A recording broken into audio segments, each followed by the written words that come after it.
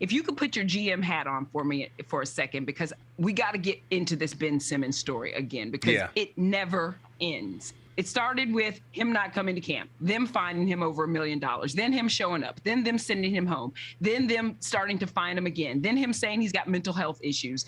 It's been a lot. They are finding him again because they don't believe that he is using the team's mental health officials. Now we're hearing could be a trade. People are interested in him. So what would you do with this situation, Isiah? How would you handle this if you were the GM of the Sixers? First of all, if I was Morway, over the summer, I would have had to recruit him back.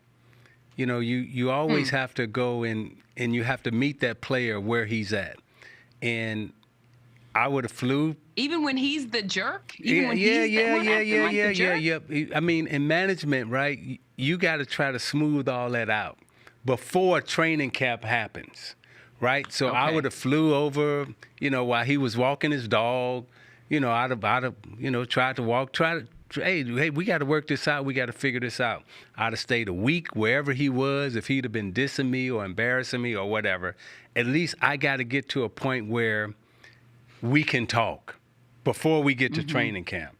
Now, if I can't solve it then, if I can't get it done then, and I'm not sending a coach. I'm not sending other players. This is when, Shaq left Orlando to go to the Lakers because Jerry West showed up. Okay? It wasn't Pat Riley. Right. It wasn't Kobe. It wasn't it was like, okay. And I remember the whole Orlando situation. They weren't talking to you. At all. They weren't talking to you. Yep. And so recruiting is part of the business, and it's part of the managerial process. What I see that didn't take place in Philadelphia is that their egos got in the way, their management egos got in the way, and they didn't recruit their own player. Now their own player shows up. Now he shows up, and he's in your house, and he's at practice, and you still not recruiting him. He's acting a fool and everything else, but at the same time, if I got you, it's like when Shaq went to LSU. Dale Brown said, if I get you on campus, I got you. You can be looking at other places, but if I get you on campus, I got you. They got Ben Simmons on campus, and they're not recruiting him, and it's still volatile. So they got to trade him. But I think for Ben, and I had to learn how to do this too, criticism comes with it. At some point, you have to see if there's some truth in the criticism. So I used to get criticized a lot. Doing too much, rapping, movies, not focusing enough. I had to sit back and assess, and you say, okay, but when you get criticized, can't falter. You have to just rise to the occasion. He was hurt because Doc said, I don't know if I can win with a championship. You don't think people have said, I don't think I can win if Shaq don't make free throws? You don't think I've heard that? I've heard that my whole career. Shaq shooting 40%, he'll never win. But you just have to rise to the occasion. So I think both sides need to put down their ego. And then, as a general manager, I seen something I didn't like. I seen a guy that looked like he was scared to me. Now, you could say other, but me and Isiah have been in those moments. I know who wants the ball and I know who don't want the ball. I've seen it. It's that look. You could average 15, 16, 18, all that. But in the fourth quarter and crunch time, you either want to be the man or you want to be the guy that's next to the man or you don't want to be nowhere involved. And it looks like to everybody who's criticizing, it looks like that's what it was. And they talk about one play. You got Trae Young on your hip and you under the rim. Dunk it. What'd he do? He dribbled way under the rim and he passed it out. Wasn't even looking to play, and I think that's because he didn't want to feel embarrassed going to the free throw line. It happens to the great. You don't think I was embarrassed by missing 15 out of 19 free throws? You just keep shooting. You have to persevere. You had some organizationally that I don't think Ben has, right? You had Phil Jackson, you had Bill Sharman, you had Jerry West, you had people around you who would say, hey, it's going to be all right. I had never heard of a thing called Hacker Shack, right? And they just weren't fouling you. It really was Hacker Shack. you got fouled harder than anybody has ever got fouled in the NBA. But yet there were enough people around you to say, hey, you can't go off and just beat people up, And by the way, if you go to the foul line and you miss 2 and you miss whatever, we with you, right? I don't think Ben has that nurturing around him to get him through this rough moment. I feel like they just kind of left him out there by himself. And again, nobody went to recruit him of stature to talk to him again, when Jerry West called you, you was like, okay, well, I got to answer the phone. I don't care what was going on. Phil Jackson called you, was like, I got to answer the phone. And that's a great point. Some of these other guys are calling you like, well, I ain't got to answer that phone. This is interesting because you haven't found much sympathy for Ben on this podcast and in a lot of other areas, Isaiah. So hearing you say that is interesting because I feel like you have a lot of sympathy to his situation. Oh, they dogged him. So let me... No. You really really think so? Well, here's what happened. Yeah, he had a bad moment. He had some bad moments in the playoffs, right?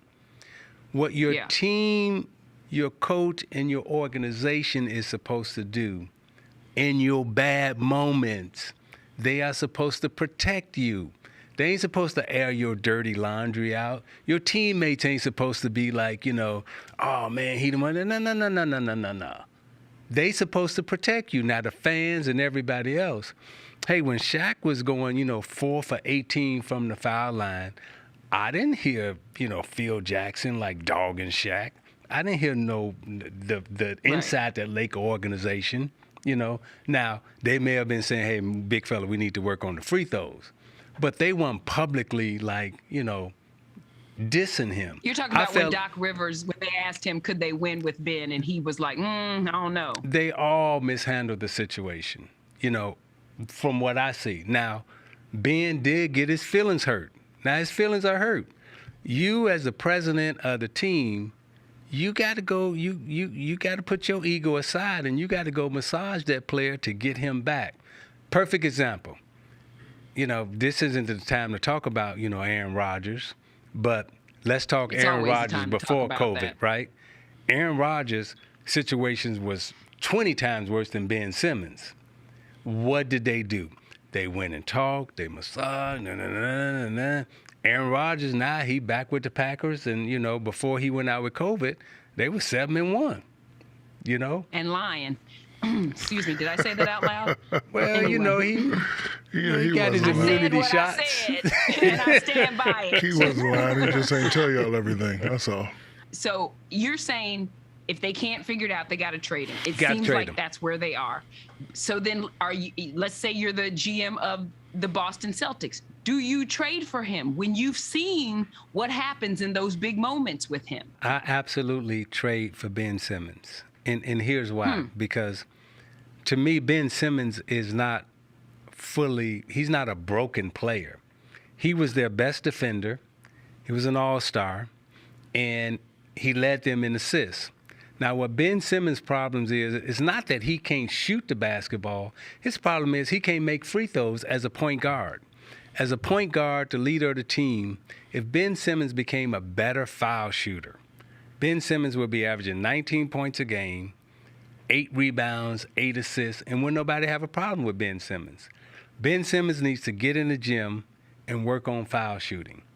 If he becomes a better foul shooter, he will add 4 to 5 points to his scoring average, and he'll be inside the post making layups and everything else, going to the foul line, just like another person that Shaq idolized that couldn't shoot, and his name was Magic Johnson.